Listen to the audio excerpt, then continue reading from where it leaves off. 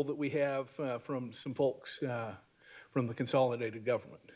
And so if it's all right with you, I'm just going to start on my far left-hand side with Dr. McCorn. Good afternoon, Lester McCorn. I currently serve as the president of Payne College here in Augusta. Thank you. Good afternoon, Angela Backus. I'm the founder and executive director of Resourced Augusta. Hello all, I'm Marcy Wilhelmy, proudly representing District 3. Longtime citizen and formerly very involved with the airports here. There you go. Good afternoon, Tanya Barnhill Turnley, president of TM Consultants, representing wonderful District 4. Marvin Cole, retired first sergeant, representing District 5. Rod Pearson, retired state government. Find the button. Oh, you got it. Representing District 7. Didn't go. Oh, thanks. My name's Charlie Coleman. I'm a retired Augusta firefighter. I spent 35 years as Augusta firefighter and a captain in Engine Company number 19, Truck 3, and over the hazmat team. Before that, I worked at the City Waterworks for briefly 18 months. During my tenure at the fire department, I also served as E-board member and president of the International Association of Professional Firefighters, 3357. And I'm real familiar with a lot of the politicians in the past and a few of them in the future. And I'm here to serve the public. Thank you. Hello, my name is Virginia Cody, and I'm a retired Richmond County educator. I'm representing District 6.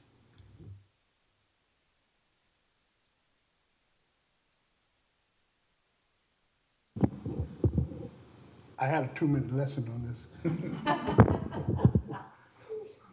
I'm Lonnie Woman. I'm a retired soldier, retired city employee, and just retired. Well, thank you all. And we look forward to getting to know you all better as we have the chance to spend time together over the next couple of months, to say the least. So let me first introduce myself just a little more. Again, my name is Rex Facer. I am in my second stint at the Institute of Government. I was here 25 years ago when I was finishing up my PhD at the University of Georgia, and then went off to teach in a public administration graduate program for 20 years. Retired and was asked by the governor of Utah to oversee redistricting for the Independent Redistricting Commission in Utah. I did not get run out of the state. I'm proud to say we did a fantastic job of engaging the public in a very clear and transparent way. I then spent some time doing consulting, and about every 4 or 5 months, the Institute of Government would reach out and say, "Are you ready to come?" And I would say, "I'm enjoying retired life. It's kind of nice to just get up late and work when I want." About 8 months ago, they said, "Well, we've got this new opportunity to head up the local government unit. Are you interested in coming now?" And I said, "Yeah, that's enough to get me to get up early in the morning." And so I'm excited that things have worked out and I've been able to be here. I am now a proud Georgia resident. I now own a home here in Georgia, and I don't own one in Utah, which is the most important thing. And I'm hoping that my movers arrive today with my stuff, but that's a whole nother story for another day. But my focus in my career has been on local government finance and human resource management issues, as well as I've touched around in a lot of other local government issues. I oversaw the local government curriculum and trained a lot of people that are now city managers across the country. So I'm just delighted to be here with you. And I'd like to introduce the folks that I have on my team. We're very fortunate to have Lori Bell with us, who is right here. She is an attorney by training and has worked for more than 25 years in state and local government, including working in legal departments at both the state level and the local level, and has a wide range of experience. For the last several years, she's been here at the Institute, and among other things, she is our resident expert on charter issues. And so we're especially delighted to have Lori, and she will be an immense help as we kind of wade through some of the intricacies of making decisions about what should be or should not be included in the charter document. We also have two research staff that are with us. We have Macy Lane Smith and Belle Tolnich, and they're both, as you can tell, slightly younger than I am, and bright and freshly new trained out of graduate programs at Georgia State and the University of Georgia. And so we're delighted to have them on our team there. You will find when you get to know them that they are not just bright and capable, but they're also delightful human beings to be around. And so I'm just thrilled to have them on the team and working with us. We're also very fortunate to have some terrific folks that are a little more familiar to the folks here in Augusta. We have Clerk Bonner, who's with us and will be serving essentially as our point person with all things that we need from the government. And so if we want somebody from, say, the Parks and Recreation Department to speak to us, she'll help facilitate that for us. We have Natasha, who's also in the clerk's office, who's here helping us as well, and we're grateful for her help. Jeff, who's trying to escape, is the one who helped you learn which button to push on your microphones, and he has made sure that we're streaming live.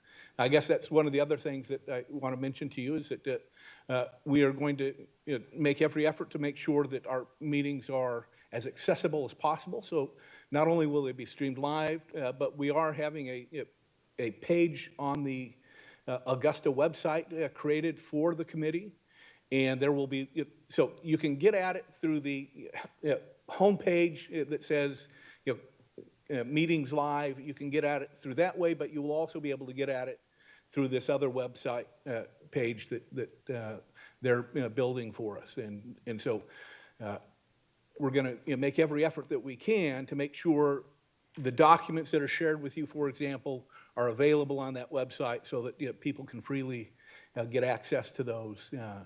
One of the things that's very important, and I think not just to me, but to all of us, is the issue of transparency and openness in this process. We also have Jim Plunkett, who is the current interim attorney for the city. And he will be the counsel for the committee as we go through this process. And so we'll be hearing from him a little bit later on a couple of issues. Let me remember which clicker I'm supposed to click and not which button. So this whole process is coming about because there have been some conversations about whether or not the structure that was created over 20 years ago is still ripe for leading and serving the citizens of Augusta. And so we'll talk a little bit more about that. We've already introduced our team. We've done charter reviews in a number of jurisdictions, large and small. And so we're just thrilled for the opportunity to be back in Augusta. I say back in Augusta because over 25 years ago, a couple of colleagues of mine, Betty Hudson and Harry Hayes, helped do this similar kind of process in the initial consolidation conversations to create that initial charter that was voted on in the referendum. So I believe at this point, I'm turning over to my good colleague, Macy Lane. So. Yes, thank you. Thank you all so much. We're so glad to be here, so excited to work together on updating this charter and reviewing it so that it can better serve the citizens of Augusta. I'm just going to line you out with some information about the consolidation of Augusta-Richmond County, and then I'm going to give you a little bit of a general overview of what a charter is and what we're really looking at through this process. So Augusta was consolidated in 1996. And the government as it's set up today was established then when Augusta and Richmond County became one municipal unit, excluding the municipalities of Blythe and Hepzibah. And it's one of only 8 consolidated governments in the state of Georgia, so I hope you all feel very unique. These 8 consolidated governments are listed on this slide. As you can see, Columbus-Muskogee County is probably the most similar in population to Augusta. But when a government consolidates, all cities are not required to consolidate with the county at the time of the merger. However, once the consolidation happens, those cities cannot join the consolidated government after that point. And this is a process that the Georgia Constitution outlines clearly. So what is a charter? Your charter is basically a foundational document. Think of it similarly to the Constitution. It lines out your structure of government and the parameters of the 3 branches. So generally, you have the incorporations and powers. Where is your city? What are the boundaries of your city and county? What are the powers? Who's holding power? And what are the parameters of that power? And then what is the overall framework of the legislative body and the governing body? And how frequently are they meeting, and what are the requirements of their meetings? Then it also outlines administrative affairs. So how is information shared throughout the county? What are the general officers who are over each department in a city or county? And then how are personnel managed within that government? It also establishes the municipal courts and how elections happen. It can also outline how vacancies are filled and who is in charge of removing staff in a city or county. All of these things also are overlapped by state and federal laws. So in that trickle down, your charter it has to be in compliance with state and federal regulations. Taxes and budgeting processes are also outlined in the charter. And then anything else miscellaneous that is handled by the city or county is also going to be outlined in a charter. Anything that needs to be formalized pretty much lives there. And just to give you a better idea of how the charter review process works, the governing authority, in this case the Augusta Commission, has appointed members to a charter review committee. That's all of you here. Thank you for being here and participating. Thank you for accepting that appointment. From now on, you as a committee will work to analyze the current charter as it stands. It's in sections, and you can discuss the changes and revisions that you feel would be beneficial to the citizens, and then you will vote on those proposed changes. After you have created a revised version of the charter, or you have made your notes of edits that you feel as a committee would be best, then you will pass your proposal on to the governing authority, in this case the commission, who will vote on whether to pass the revised charter, and the legislative body that is over you as well. So after that's approved, then the Georgia General Assembly will vote on whether to pass this new charter. And I'm going to hand it off to my colleague, Lori Brill.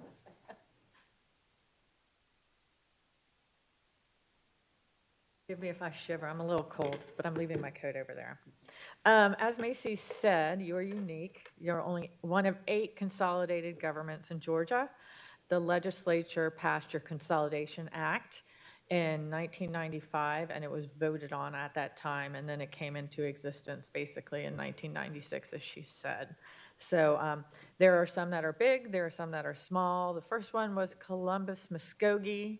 Macon-Bibb was actually the last, which I find interesting. There are some that are smaller, such as Eccles County, Webster. So it's not all are similar to each other. They're all different sizes of populations and needs. So just to let you know that. What we're going to do, our role in this project is essentially we will facilitate meetings. Of course, Ms. Bonner will send out the agendas, do the minutes, and those sort of things, and everything else will help you facilitate the meetings as they go forward. If you have any questions, any research, if we need to collect data, if we need to do any research and analysis for you to show how things are done in perhaps other jurisdictions similar to yours, or just any other jurisdiction in Georgia, or maybe other consolidated governments across the U.S. It will be a little different with other consolidated governments just because they're under different state laws, but sometimes you can get a good idea of how they're structured. We will do any kind of project coordination. As far as the revisions that you choose to make, what we do is we will have a red line version of the charter as we go through, and it will show the old text, and usually what we do, and if it's something that you would prefer to do a different way, we are here to help you, so whatever you would like. But in the past, what we've done is we go through the charter, we do red lines through the old, and then we'll underline in black whatever new language you put in. We will also put on the website drop it in the website, essentially. Macy Lane and Belle are very nice, along with me, to basically keep a chart of what changes you're making, so you can see what section is in. What part of that section? Is it vacancies? Is it elections? Is it qualifications? And then what it was and what you were proposing. So not only will you have it in the charter, but you will have it in this little, basically this chart that you can access through the web, that we will drop to y'all. We also will prepare a report that will go along with the new revised charter of all of what has gone on with the committee as the months go along, suggestions that were made that maybe weren't in the final charter, anything that we took into consideration, perhaps presentations if there are any research that we've done, things like that. So they have a complete view when it goes to the council and when it goes to the legislature. And they have knowledge of everything that you spoke about and all the actions that you took. It's good to have that holistic view for them so they understand where you were coming from. We will also do any other document revisions, and a lot of times with these charters, it's kind of confusing what your options are. So a lot of times I will come forth, or the team will come forth and say, here are your options. This is why they do it this way here. This is why they do it this way in another jurisdiction, and then you can choose, but you'll have all the information in front of you so that you can make the best decision for the public. Which one is it? This one? There we go. And what is your role? Here's the fun part. So at the outset, and I know it's riveting, but we hope that you will undertake a comprehensive review of the charter provisions, the Consolidation Act, and particularly look at the structure, powers, duties of local government officials. Elections is also always a very It's another one that you need to take a thorough look at.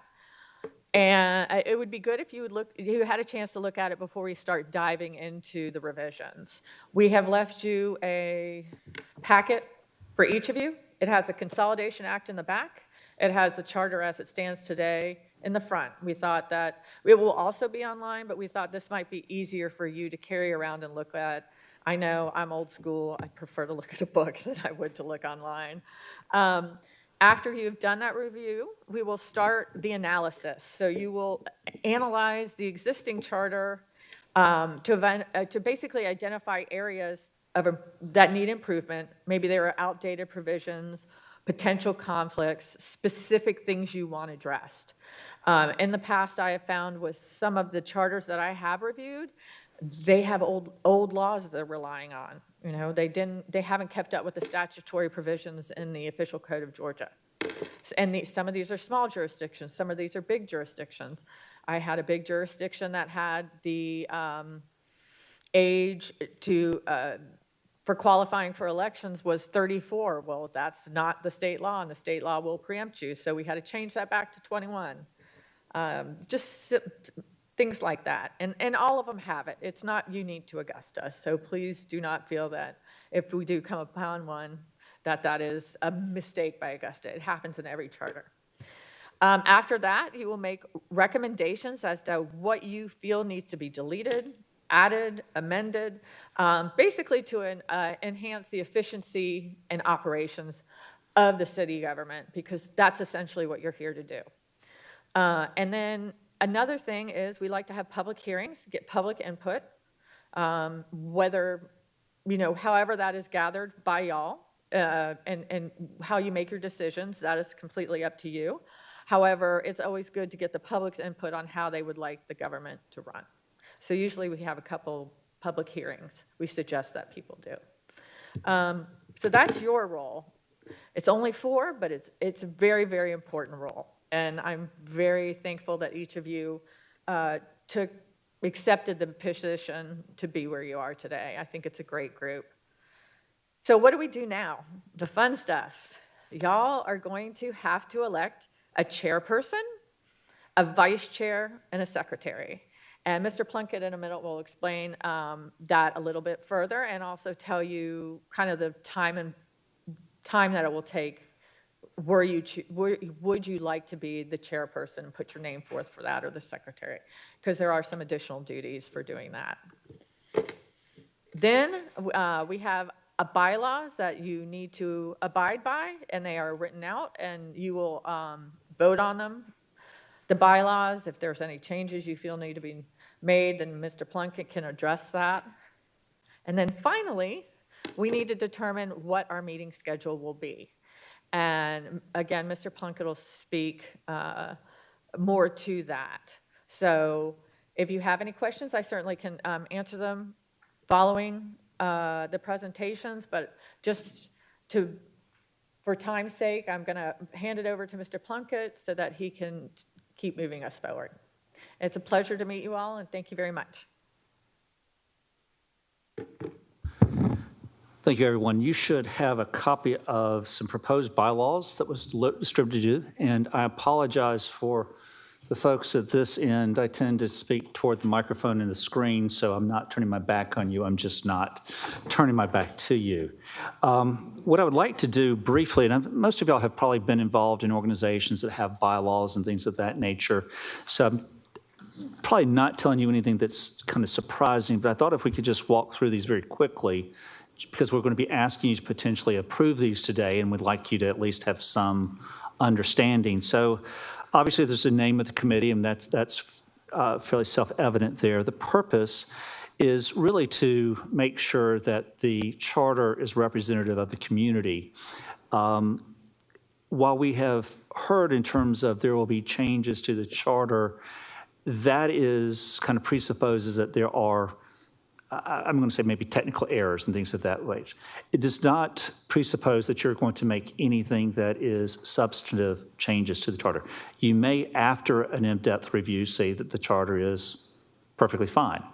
You may, after review, say that certain sections should be audited or modified. So that's what your role is in the purpose of this committee.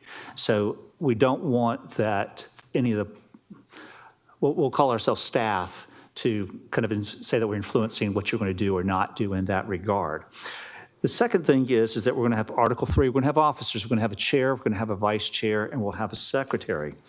And so the chair will have nominations today. Hopefully we will be able to select a chair today, and those nominations will be voted on by the group.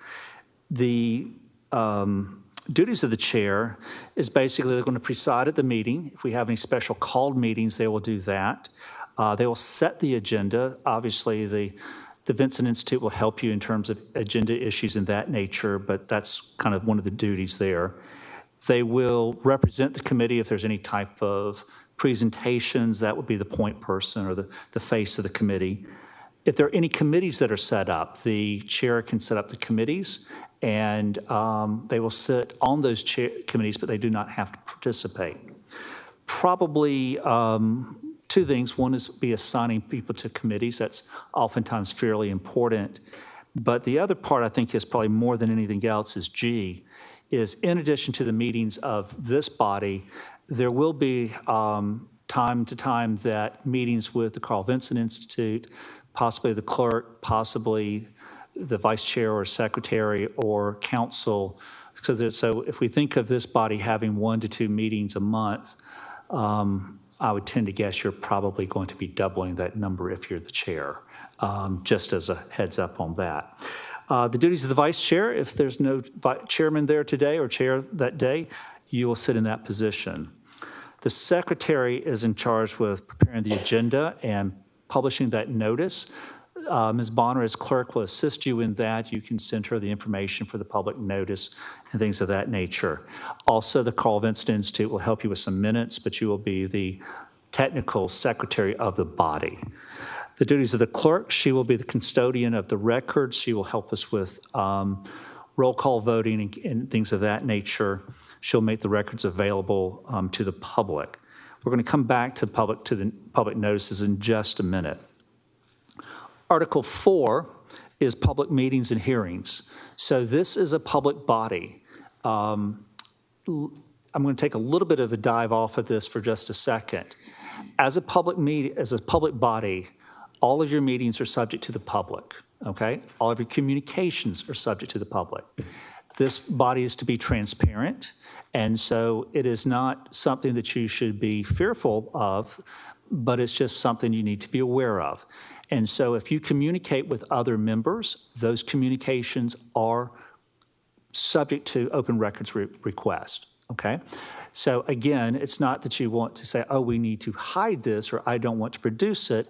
It is, you just should communicate in my opinion, an appropriate manner, and then also just recognize that whatever you say in writing may or will be in the public, okay?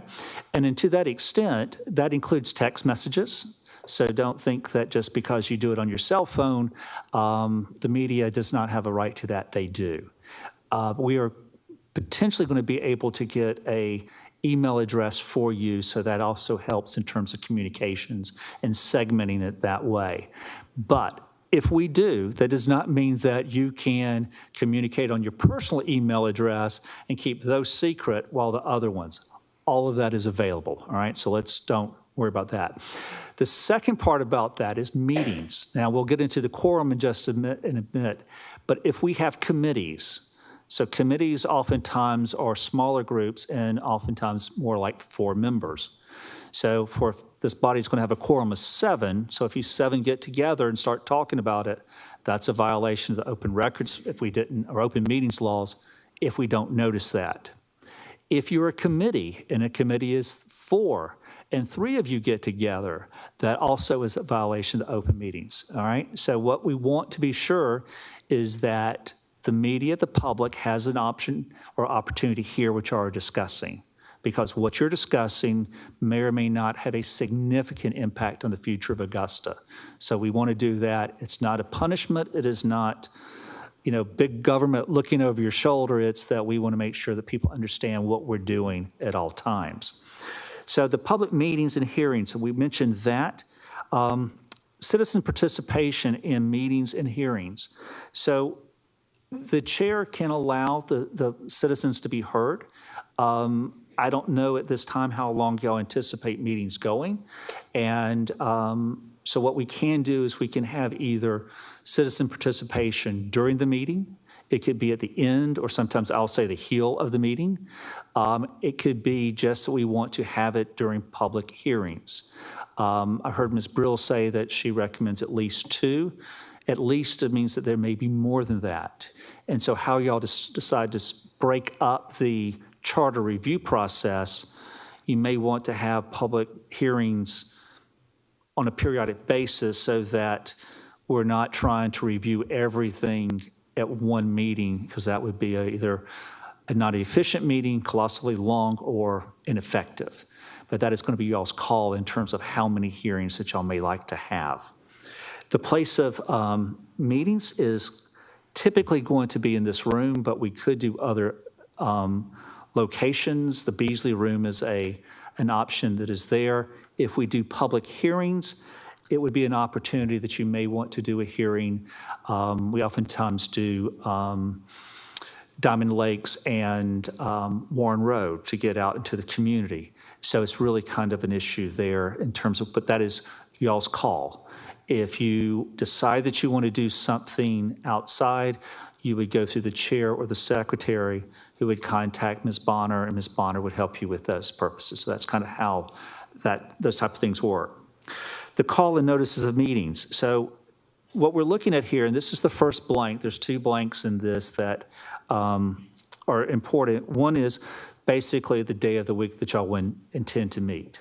Now, if the body decides that we need to meet twice a month, then we can go ahead and set that schedule. And then the secretary can send out public notices shortly before that. I think currently the thought is Thursdays may be, Tuesdays, just so you know, is taken in this room, so we're not going to let you have Tuesdays. And I think there's other meetings, so we'll kind of work through that and get y'all's comments on that. There can be special called meetings. Those require a little bit of notice and also saying what the purpose of the meeting is for. We tend to not want to do special calls if we can't avoid it, because you want the public to know when the meetings are going to be and everybody be prepared for those issues there. Also, while the chair can call a special call, so can the committee itself. So that's an issue there.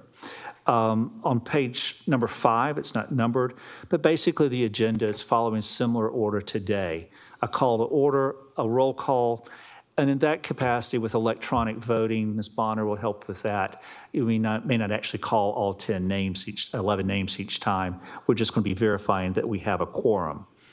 There'll be minutes for you to approve. Those will be distributed before the meeting.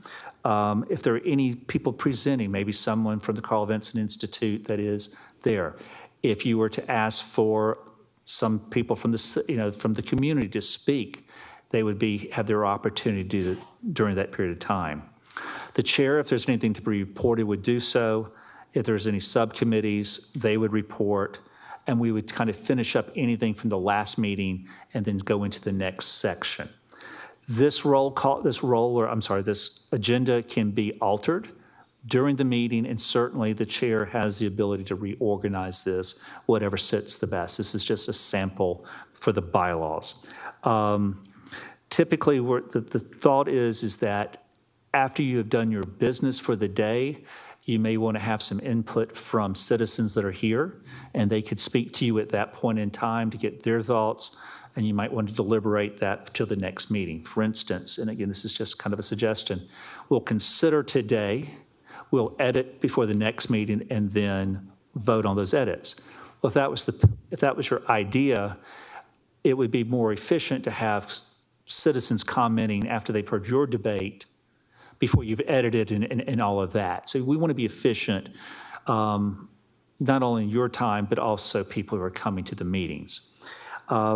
Again, for hearings, we want to have some type of an agenda, and this is kind of, again, we can alter as the meeting goes because you will vote on improve the agenda for that purpose.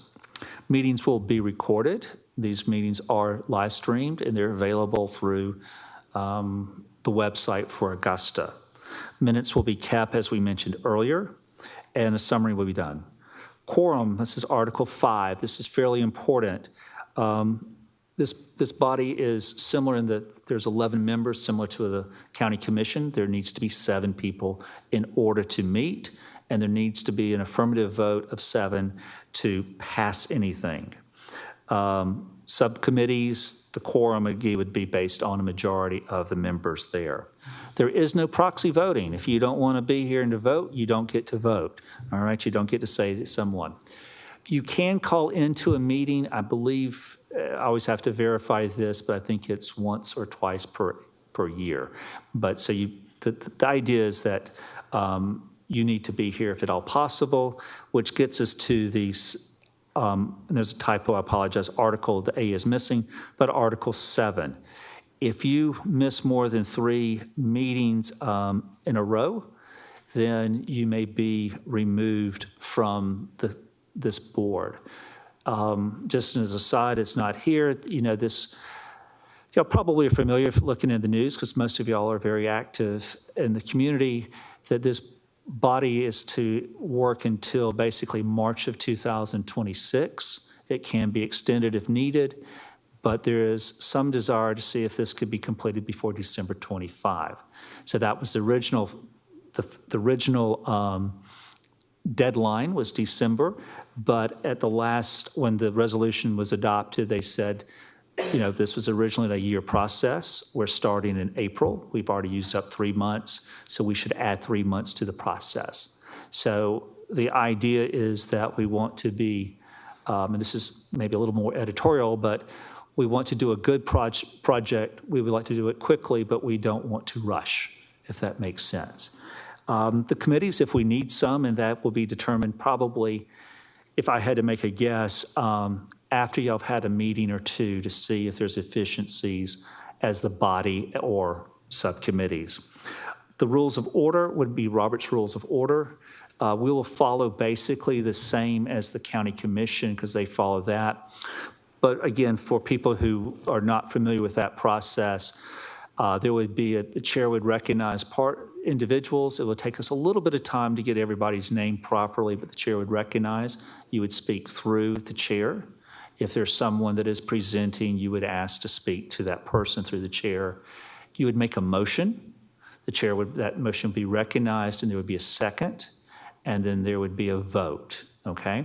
So, and there's some more procedural issues, and I can give you a little bit of a cheat sheet on that if that's helpful, but I don't think we're going to get into reconsiderations and lots of stuff, but basically we want to have a little decorum in the meeting. Let's see what else that we've got in here. These certainly can be amended. There's some provisions about conflicting things. So there was a resolution that was adopted, and that was an 18-point resolution. It also references kind of this memorandum of understanding with the Carl Vinson Institute. These bylaws that are here, or proposed bylaws, are not something that the Carl Vinson Institute thought to make up, and it's not something that I thought to make up. We obviously drafted but the idea is it's based on the resolution that was adopted by the commission. We did not come up with you need to do X or whatever. So that's kind of the thing. We don't have a chair at this point, but I think it would be appropriate that I think I could recognize y'all if there's any questions. You also may understand that I speak fairly quickly. And as I teach at Augusta University, there's some students who probably just wish I would slow down. But is there any questions about any of these particular provisions? All right, so when Yes, I have one question. All right, so we'll start, let's say we have here and here. A couple of questions, if you like. Sir, can he identify himself? So Mr. Pearson, and then we'll go to Ms. Beckus. Okay. If a person misses 3 consecutive meetings, the person who appointed the commissioner or whomever that appointed that person, what kind of time frame does that person get an opportunity to select someone else, or the numbers just simply change? So what would happen there is that, let's see if the secretary, so if someone missed more than 3 times, all right, and would notify the clerk, so the clerk would know this and bring that to the next meeting of the county commission. So for instance, if you were, I think you were appointed by Mayor Johnson, so the clerk through the secretary would say, Mayor Johnson, there's an absence or a vacancy, who would you like to put back on? So we would hope that in most circumstances that, first we hope that no one misses more than 3 consecutive without reason. Obviously if you're hospitalized, we're not removing you for that purpose. This is just kind of for dereliction in that regard. But the hope would be that you would have an appointment within probably, certainly by either not the next meeting, but certainly by the second meeting, because of the way the commission meets, they would be able to appoint someone fairly quickly. I had a second question, but I'll wait. I'm happy to answer. All right. Once the committee once they create the proposals, decide on the proposals that would be presented to the commission, can the commission at that point modify or remove certain languages or whatever is being proposed? Or, I mean, do they have any input at all, the commission? Yes, they could. I mean, in other words, this is a reporting body, okay? This report will go to, not only to the county commission, but it would go to state officials and our legislative delegation. You know, there could be debate in terms of language and these things of that nature. If there was, you know, if it was a typographic issue, I don't think we would have a big issue. If it was substantive, then I think there would be some type of conferring with this committee, because again, it's this is a fairly unbiased and cross section of the community, and so while the commission may elect not to move it forward, they would have the benefit of y'all's thoughts. So, but they could make modifications. Yes, ma'am. Hi, I just was wondering, as far as I understand the public hearing part, but is there any kind of restriction on us with speaking to the public directly? Like, I've had a couple of people already come to me and say, hey, I have some ideas. And is there any kind of restriction or I guess because of the transparency, I want to make sure it's transparent, but can we speak to our elected officials about any, like, what are the lines there? I just want to make sure that those are clear. So you have the ability to speak to anyone that you would want, you know, in terms of getting feedback from other groups. If you were in a neighborhood organization, you may want to hear their impact or input. You may want to ask them to come and speak to that issue. What we're wanting to do is make sure that the committee does not meet in secret. Okay, that's fundamentally what we're looking at, is that this is going to be recommended to the commission, hopefully go up to the legislative body and come back. And then keep in mind, at the end of the day, this is not a decision that is simply by the commission or the legislative delegation. This then goes back to a referendum. Okay, but if you have read many things that are in a referendum, there's sometimes the writing is not the easiest when we look at things like that. So we want the people to be able to understand your rationale for making a suggestion, or alternatively, your rationale for not making a change. So I think that's something, we put it in an affirmative, we're going to make changes, but we may not. And so that's one of the things I just want you to be aware. You know, always I think when we say changes, that change may be to just simply leave it the same. But now you have the ability to communicate, and that is not an open meetings violation. Okay. I did have one other question. Certainly. I understand as far as business, we need to be transparent as a group speaking. I think I personally am a little bit uncomfortable voting in people today because I don't really know anybody here. And I think some of these roles, especially the chairperson, has a lot of extra responsibility. So I would be kind of blindly voting. Is there a way where we can maybe schedule a time for us to get together and not talk about this, but just get to know the person so that maybe we can make a more educated choice?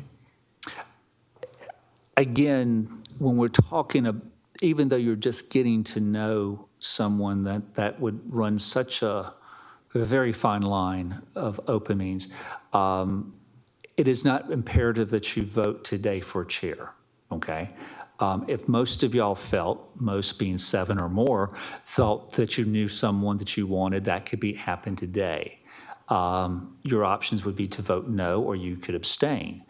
If the will of the body is to maybe spend the next 10 days reaching out to each other to get a little bit of information and get more comfortable, that's certainly your prerogative. Okay, we don't want to force anything on the body, but there is a will to move this, you know, we didn't start in January. We're now in April. We'd like to get going before May, so to speak, if that makes sense. So if there's a hesitancy, then what would typically be done is at the next meeting, which I believe, Ms. Bonner, is the 17th, is that we would start off with nominations for the chair and vice chair and secretary. I have a question. I know all the meetings are going to be streamed, and that's fine. Oh, I'm sorry, and I should have. Ms. Turnley? Yes.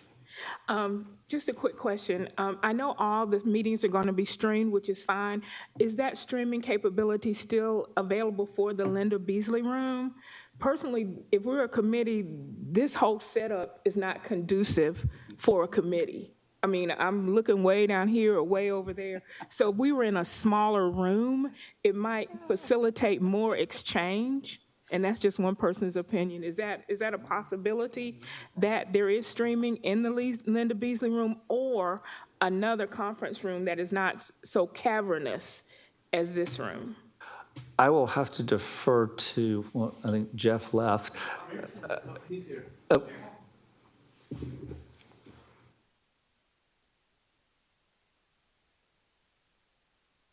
So we do have options to stream other places, especially for public hearings and stuff like that too. But we do have the ability to use the Beasley Room and stream from there, or also room 291. Ms. Bonner, is that correct? We could talk about that, but we have the option to stream in other venues, yes. So 290, is that conference room further down the hallway? Yes, ma'am. Okay, great, thank you. So if I may suggest before we consider relocating is there are two things that are important. One is this room is set up for voting, which aids Ms. Bonner greatly. The other thing is that depending on the subject matter, you may have more than 5 or 6 people from the citizenry that want to be there. So the conference room 291, if it was 9 or 10 of us meeting, it's roomy. But if you were to have 5 or 6 members of the media and 10 people from the general population, you would call it cozy, if not tight. And so I think that's part of the issue is it may be, if I may say so bold as to say, I would consider meeting in here initially, or again, I don't know your ideas, but if y'all were going to be discussing on week 1 and voting on week 2, maybe you alternate the rooms. But again, that's set up and making this building more difficult. But I would encourage you to be here initially to see how things go.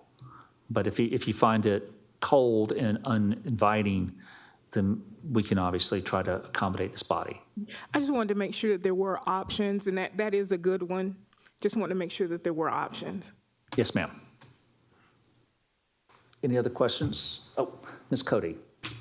I just wanted clarification on first speaker's question. So is it if someone if someone failed to make 3 consecutive meetings, is it their appointing commissioner that appoints the new person, or is it the commission body that will appoint a new person? The way this was structured was that the resolution allowed each commissioner, county commissioner, to appoint someone. And is my interpretation or intent is that that individual would replace the absent person. And again, that is 3 misses, consecutive misses without reason. So, what I would tend to expect that is after today's meeting, that the people who show up next time probably intend to be here and understand that if it's more than you thought it might be, you might not show up. And if that's the case, maybe let your commissioner know before that occurs. Thank you, sir. I have a question. And that was Mr. Powell. You stated that we would act basically as the commission does in voting, but yet you the commission uses 6 votes to pass anything, but you keep mentioning 7 here. So that's what the agenda, that's the resolution said 7 votes. Okay. I was meaning more procedurally when I was referring to as the commission would act. Answer that. No other question? Oh, Mr. Wembley. Yeah, I too have a concern with us voting today. I know several of these people on here, but I only know them by name. I don't know enough about them to say, yeah, this is the person that we need to have.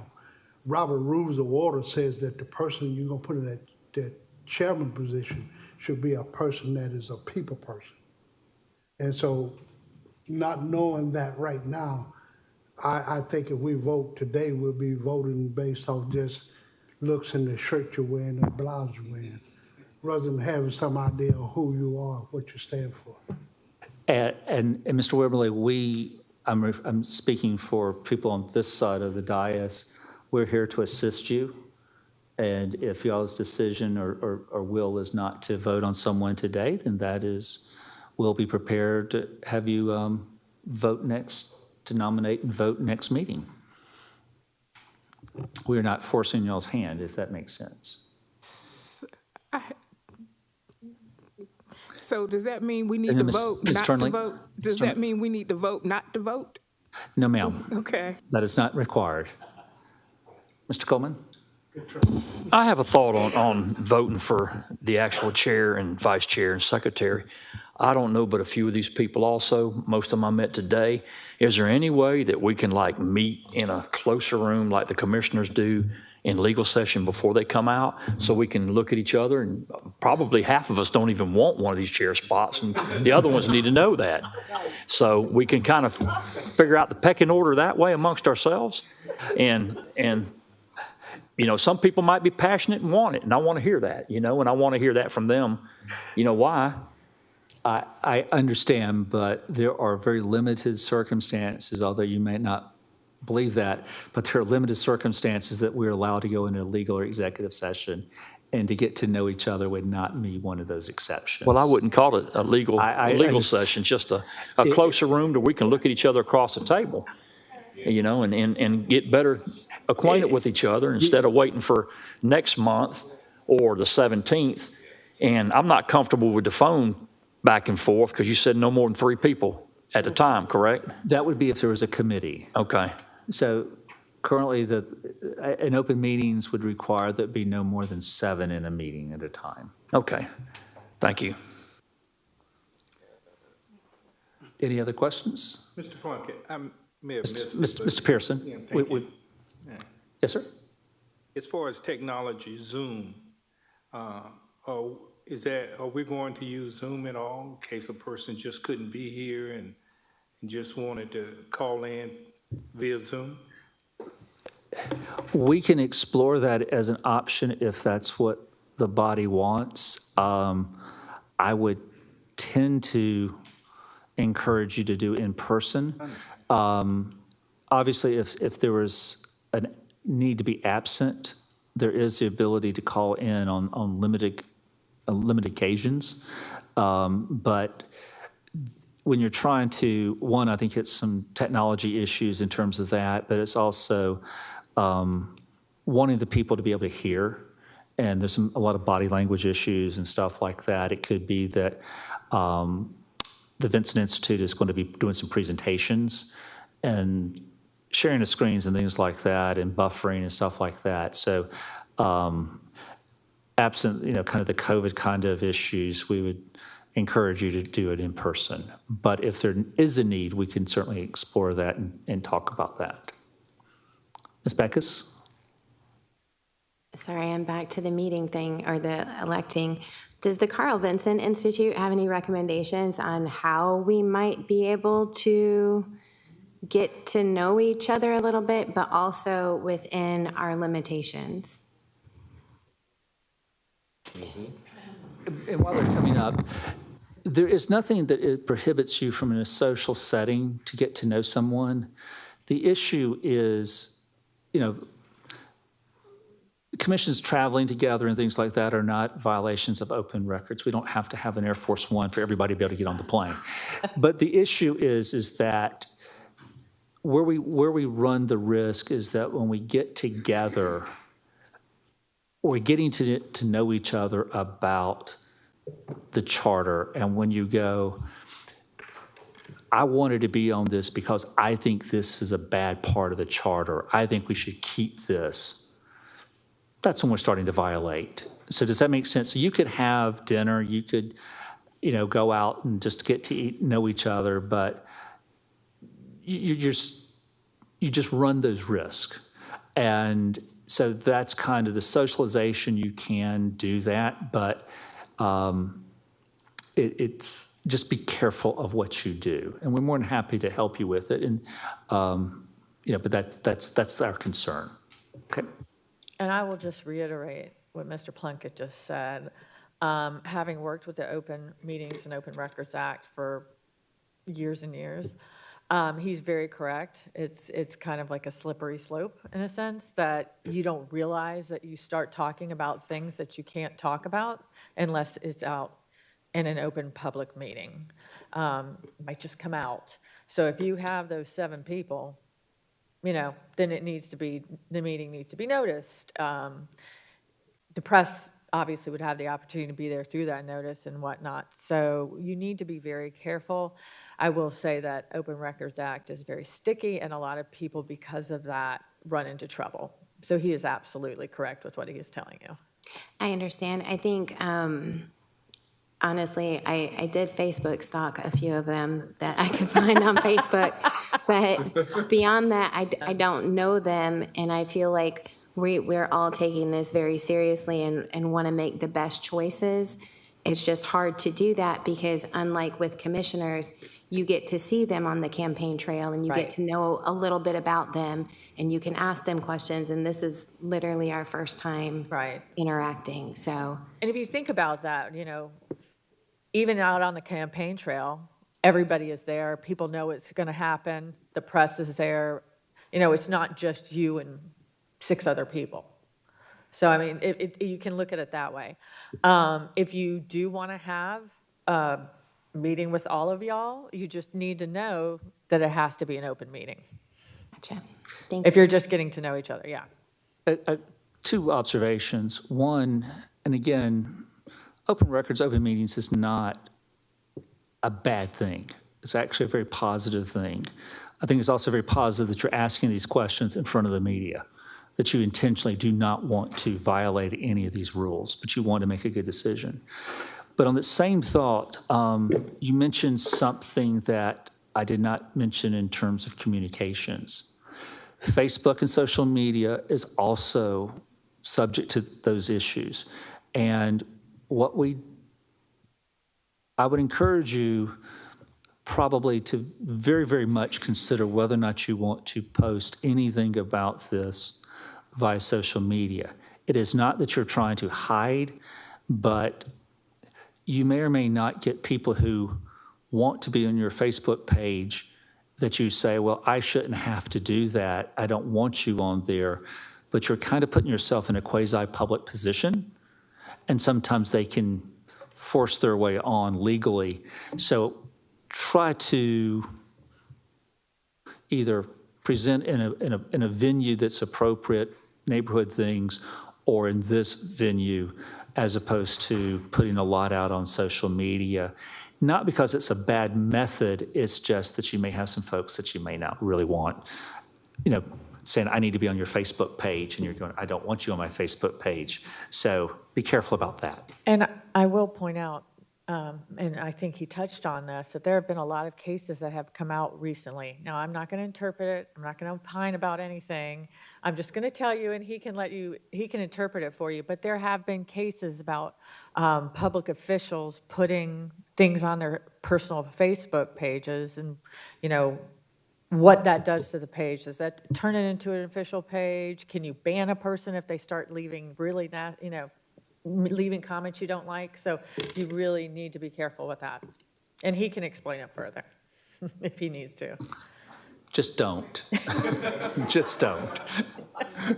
we kind of wanted to point out the gravity of it. If you do choose to do it, what could happen? I won't go into great details, but even though it's my alma mater and they represent the same university, there's basically a third-year law student clinic which goes out and tries to help people who feel like they have been maligned by not being able to post on people's Facebook pages. And these students have nothing else to do than spend a lot of time and effort on these things. So short answer, just don't post it. It'll be a lot easier for the next 12 months. They do have a little bit more. They have those law school classes. I have a question for you, Laura. Oh, yes. All right, based on your experience where, throughout the U.S., has there been a situation where, say, like the first or second meeting, you have a person that's unofficially the chair or whatever, and it's sort of postponed, but during the interim period, you just choose someone just for the sake of moving the meetings forward? I personally am not aware of it, but I mean, there are so many jurisdictions across the U.S., but that doesn't mean that Mr. Plumka might be able to figure out a way for you to do that so you can move forward with your business. That would be something that you would need to discuss with him. Okay. Mr. Pearson, if I could understand what you're saying is, in other words, could the body, maybe not at this meeting, but the next meeting, elect a chair and vice chair, and as the process went on, that there's a leader arising out of the group, theoretically, yes, that person could resign and y'all could have another vote, but you can't just say, we voted for this person, but now we like this person. No, we don't want to get into that. That's But not if what I'm somebody saying. said, just for technical purposes, I will be the chair for the next 2 weeks, and then I'll resign and we'll reelect, you theoretically could do that. And my question, does it have to be official at this point? Say if we decided to nominate and vote on whomever, and, officially we decide later on after we get to know one another, maybe 2 meetings or 3 meetings down the road. So as Mr. Fouché is not here, so theoretically, if y'all all decided today, we're going to nominate and make Mr. Fouché chairman. That could possibly happen. Something like that. The issue is that we cannot take action to move forward until we have a chair. And if you think of it, we need a chair to call for, to recognize the motion, i.e. to approve the bylaws. And there's one part of the bylaws that I failed to mention, and that is, and this ties back to what was discussed before, is the plan of work. In other words, the chair will help you decide with the consulting with the Carl Vinson Institute is how do we want to break up the charter to review it? Do we want to look at the type of management first? Do we want to look at the finance department first? Do we want to do low-hanging fruit and then get to the heavy stuff, or do we want to just tackle the worst things first? And that chair is going to set that agenda. And so we need that person for that direction. So we would need it's not just a technical, it's a requirement for us to move forward. Ms. Virginia? So, Just Ms. Cody, the reason following- I'm calling everyone's name is that it helps the clerk identify for minutes who is speaking. So Ms. Cody? Following up with what Mr. Coleman said, so maybe like if after the meeting, the committee could just stay maybe 15 minutes or 5 minutes, and just say, I would prefer not to be the committee chair. Is that legal?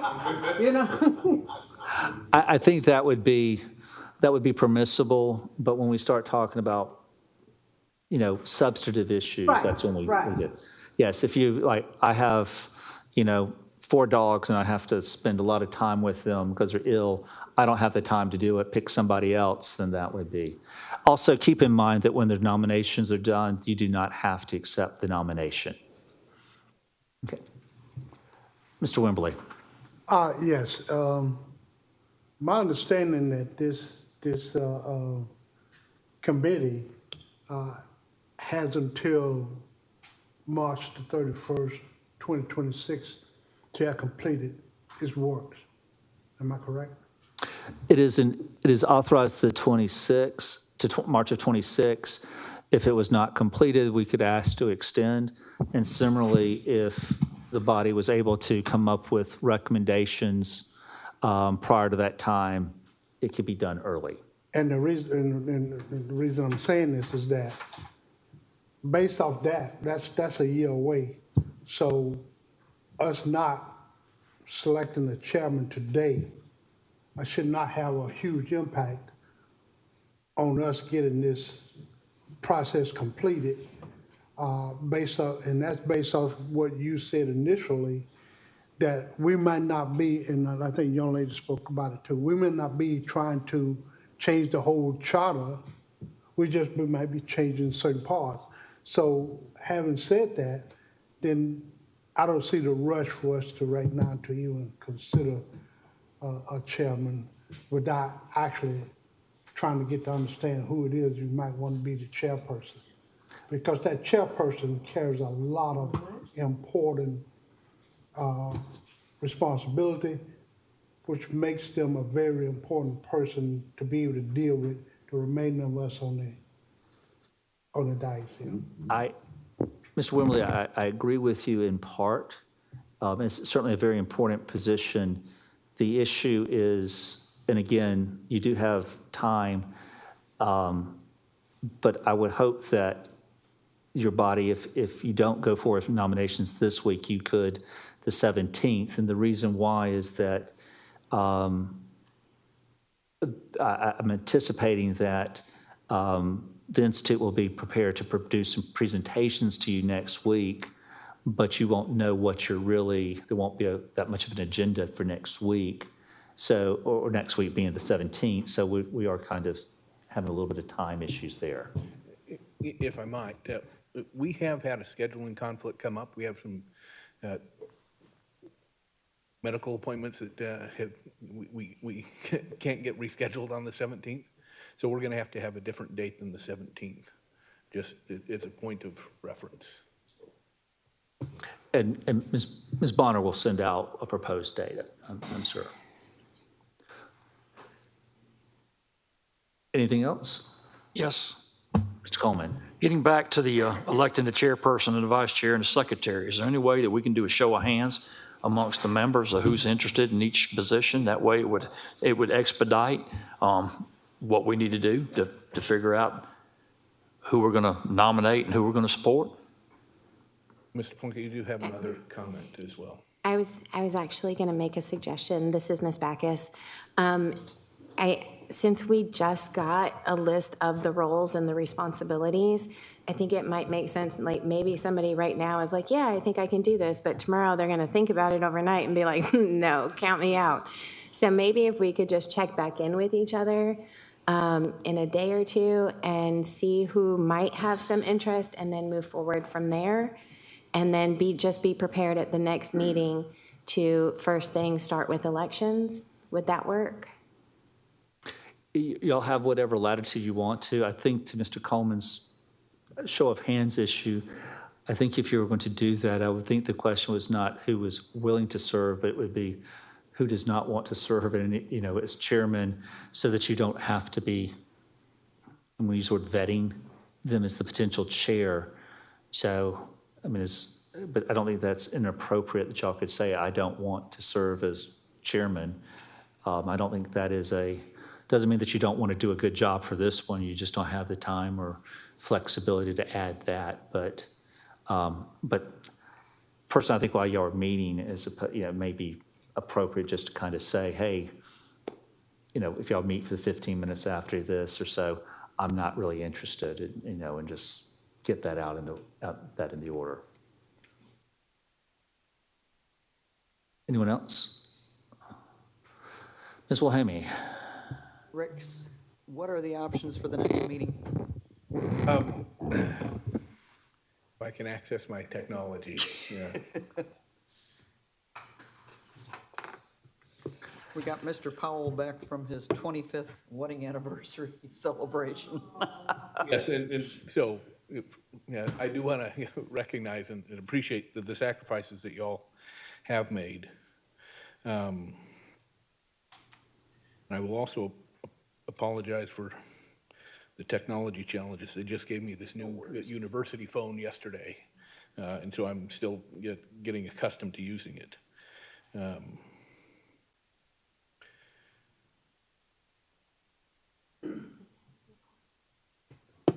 Your schedule's probably good. So I think one of the things that we need to do is check with Clerk Bonner, because the next couple of Thursdays, we also have the Association of County Commissioners of Georgia's meetings coming up on the 24th.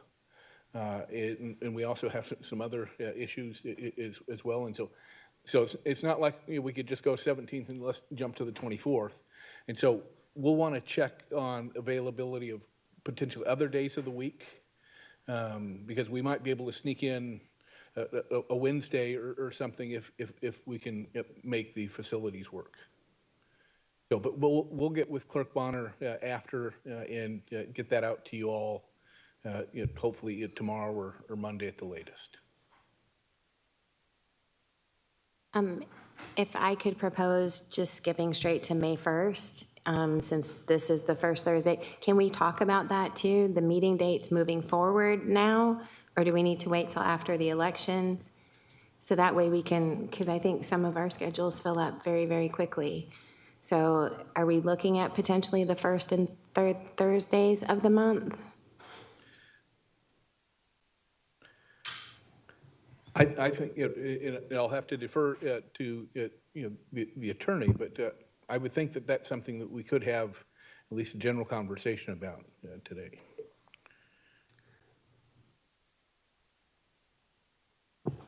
I think probably the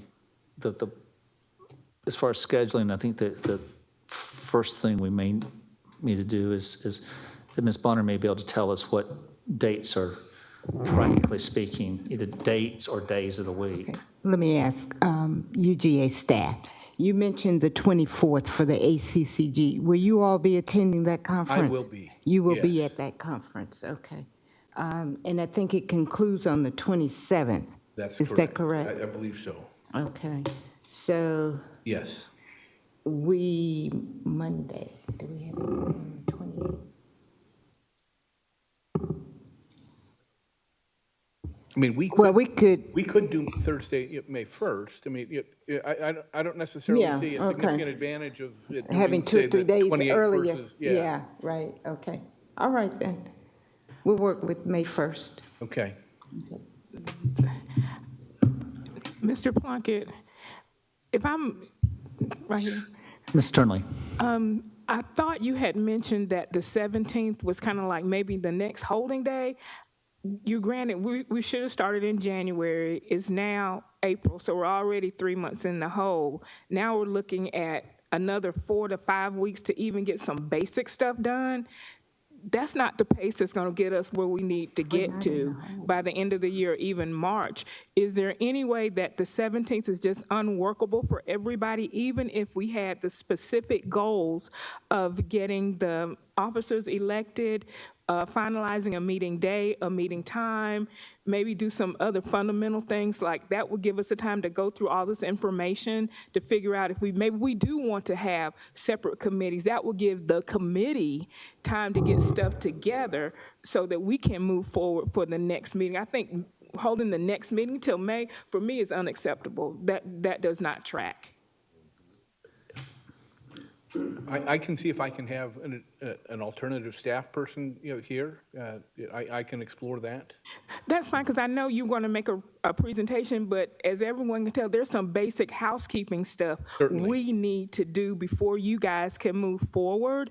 Maybe the 17th would give us time to get our shopping list done, so that when you do come back, we'll be ready to hit the ground running. That's just a suggestion.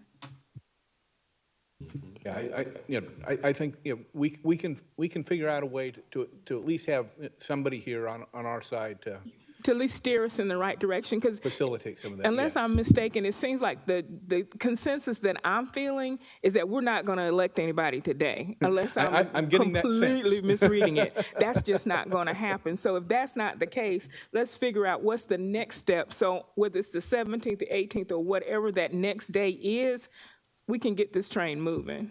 Yes, ma'am.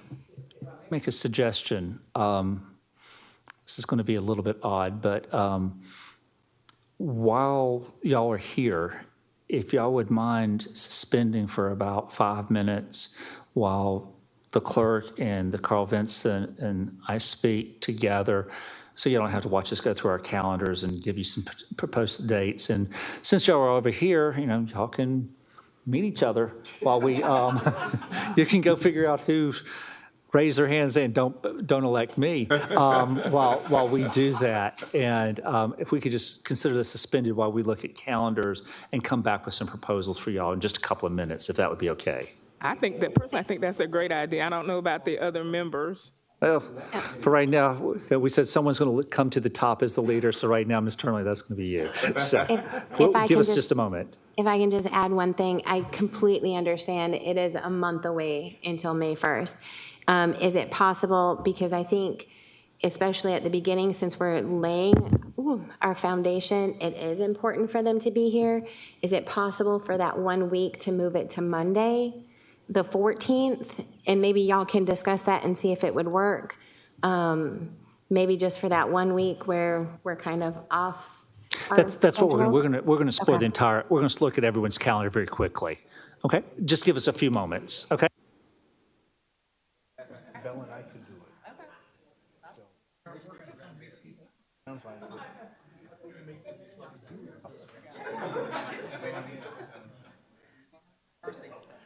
Okay, yeah, so, right, okay.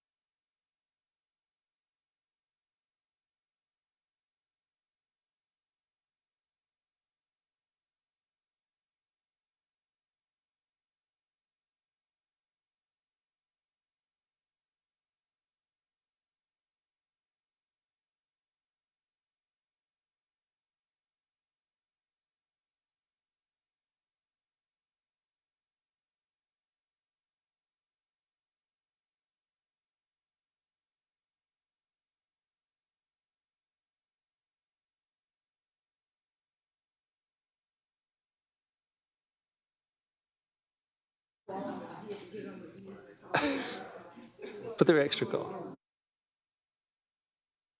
If I, oh, good.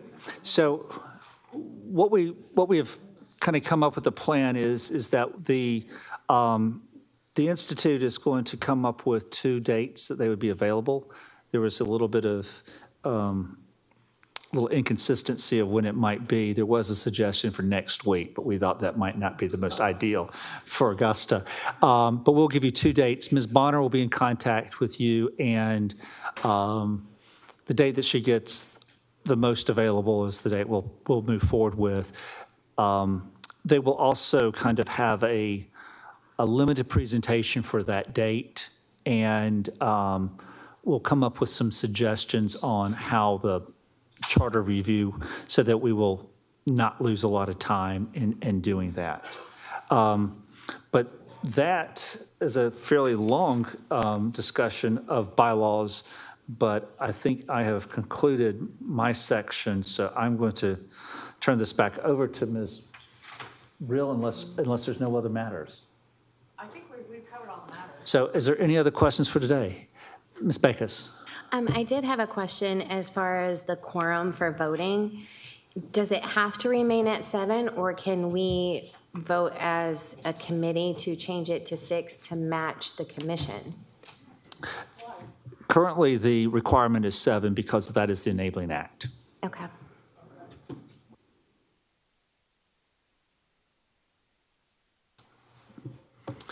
Any other questions? Well, since there's really no authority to conclude or adjourn this meeting, nevertheless, we will call it adjourned. Thank you for your time and attention today.